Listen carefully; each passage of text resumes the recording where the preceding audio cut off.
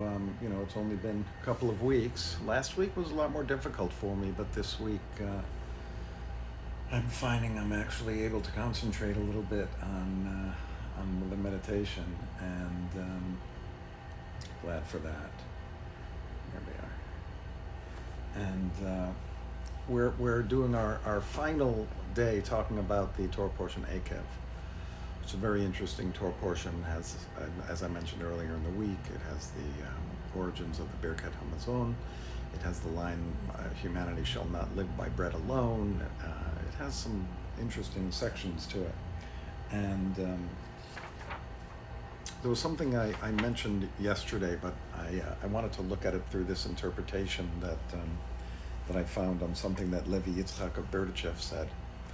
And in the section of the Torah portion, it says, when you've had everything that you can eat, and you have houses, and you have herds, and you have cattle, and flocks, and silver, and gold, and everything that you have is prospered, beware, lest you grow haughty and forget God.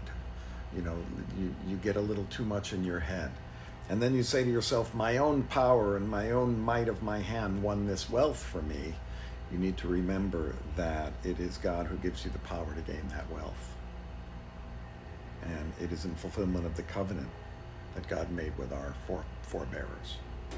So whenever we think, oh, it's all because of me, they should think, listen, that power that led you to that place is God-given power. It's not necessarily something that you've done on your own.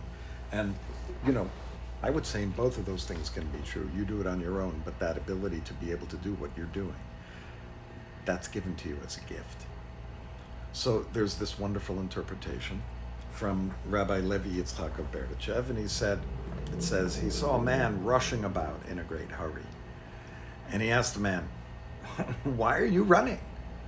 And the man answered, I'm running because I have to earn a living. And Rabbi Levi Yitzchak asked him, how do you know that this earning of a living is running away from you, that you have to catch it? Maybe it's behind you, in which case you're fleeing from it. There's a lot of ways to interpret that story. And what's curious about it is that story comes at this line where it says, you've grown so haughty that you think that your own power has caused this. And it got me to think about the difference between what we think in our heads and what is reality. For, this guy may have believed, oh, I've got to rush to get to work. I have to rush to do this. I have to rush to do that. And that thinking that what's ahead of him there is the thing he has to concentrate on, when in reality, it could be that he needs to kind of look behind and look at what he actually has done to lead him to what he's going to do next, instead of the purpose being what's in front of me. It's what's behind me that leads me to doing what I have to do right now. And I think it's an important concept to stop for a moment and try to understand where you are. That you may think you need to run. Maybe you need to walk backwards. And that what we think we need to do based on a whole bunch of reasons that we've figured out inside of our heads, maybe that's not what we need. Maybe we are deceiving ourselves. It comes to that line that I say often, which is our thoughts. The ideas that come into our heads are just rumors. They could be true. It's possible they're not true.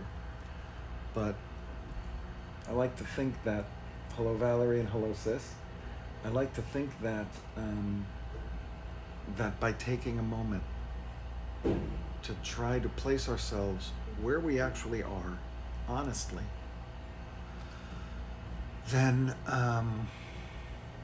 maybe we won't have to be rushing so much, or determine that rushing isn't the way to go. Not that there's anything wrong with rushing to something, but it seems more likely that sometimes when we're rushing, we're not thinking. Sometimes when we're rushing, we're assuming that we've got to go faster to get to where we're going instead of slowing down and taking it all in as we go. There's so many kind of ways to interpret it. I love this teaching. And most importantly is that idea that mindfulness is a practice that requires that we contemplate what we're doing, why we're doing it, what's the benefit, who does it benefit, and is there some kind of ulterior motive that we have in our actions. And the ulterior motive could be a really positive thing, but why are we doing what we're doing? Are we doing it just because we think that's what we're supposed to be doing? Are we doing it because we have reached an epiphany of some kind and it has directed us in that way? Or are we like this guy that just believes, I gotta run because that's what I do. That's my work. I have to make a living. And this is the way I know how to make a living. So I'm gonna rush to go do it because that's what I know to do. Instead of, this is what I do, but is this what I need to be doing? Do I have to rush there now? Is there another way? Do I find fulfillment in this rushing? I leave it to you to find your own interpretation of what Levi Yitzchak is saying to the man. But it's not coming in so good. It's breaking up. I'm sorry about that. I don't know. My kids probably think that listening to me every other word is still satisfactory. But I think we're ready to move into our silent time. I don't think I left enough time for us yesterday. But it's important to consider, where are you at this moment? What is it you need to do to fulfill whatever you need to fulfill? And where you are and what you're doing, that's okay. You can always change directions tomorrow if you need to. The man could have stopped, thought about it and said, yeah, it is in front of me and it is ahead of me and I do have to catch up to it. Or he could have said, you know what, I really don't. Each of us has to kind of make that decision on our own as to what direction we're going and whether we're running away from something or we're running towards something. So let's get into a comfortable position. We can concentrate on our breath and just be. I encourage us also as we breathe to think about our heartbeat as well. I like to think of our breath and our heartbeat as working in tandem in an involuntary way to keep us alive, to keep us going, and to allow us to do our thinking, because if we got to concentrate on whether we're breathing or not, then we may forget to breathe.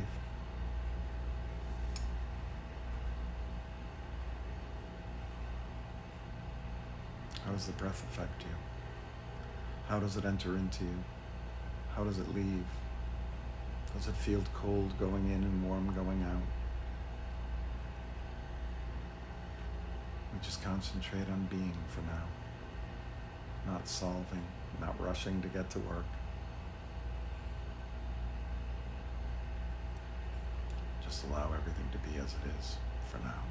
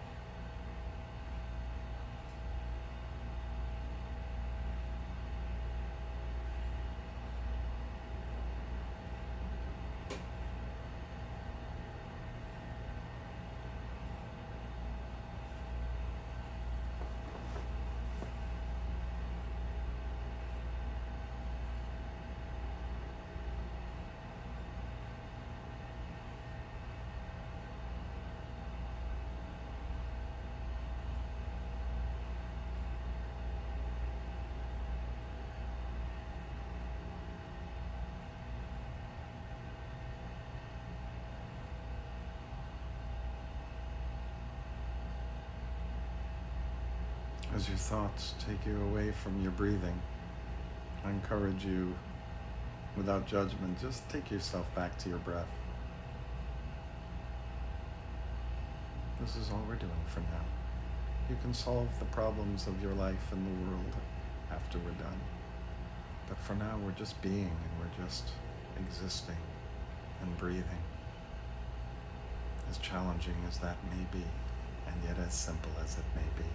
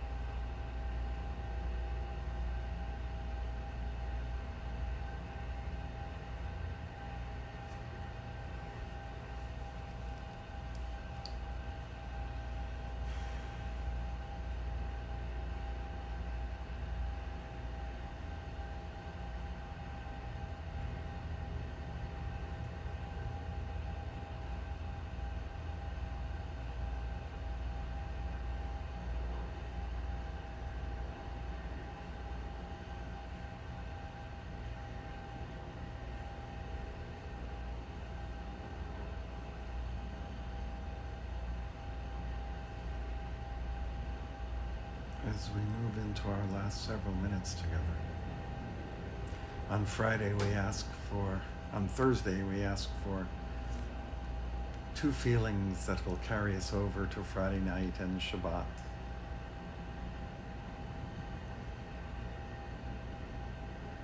The first feeling is a feeling of joy.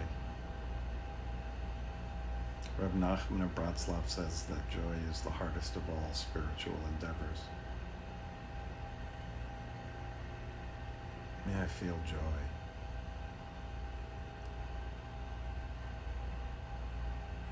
Sometimes in our day and age, it's hard to feel true joy. But perhaps there's something you can think about that gives you that feeling of joy. Perhaps by telling ourselves, may I feel joy, it can lead us there. May I feel joy.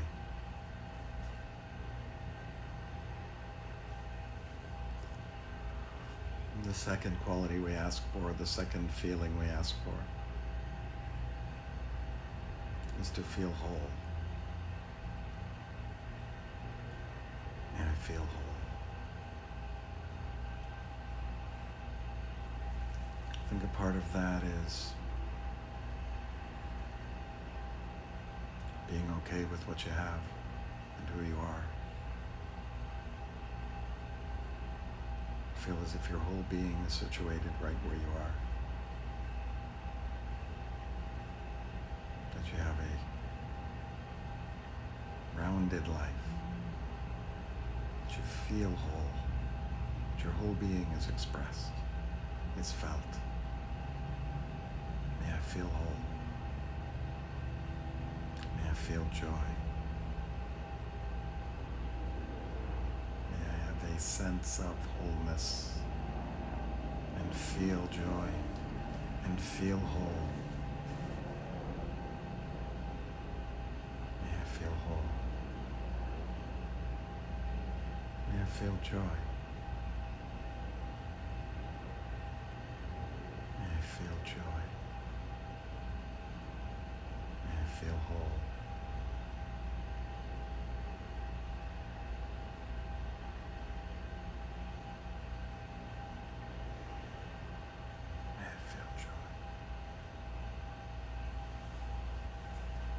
Feel whole.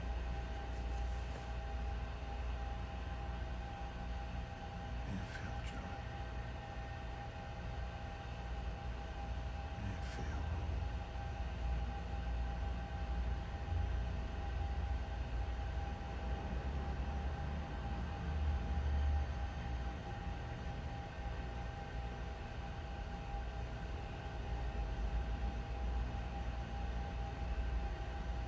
Now let's just bring it back to our quiet selves.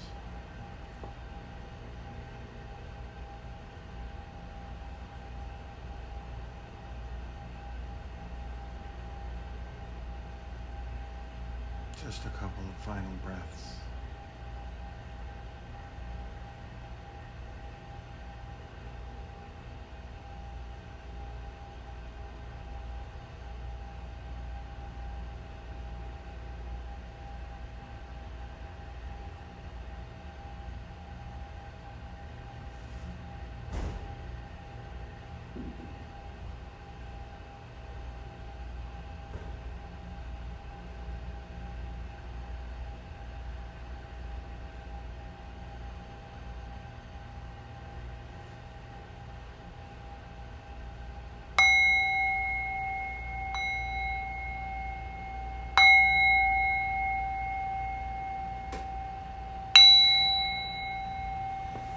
Thank you so much for joining me today. I hope that you're able to find stillness and peace.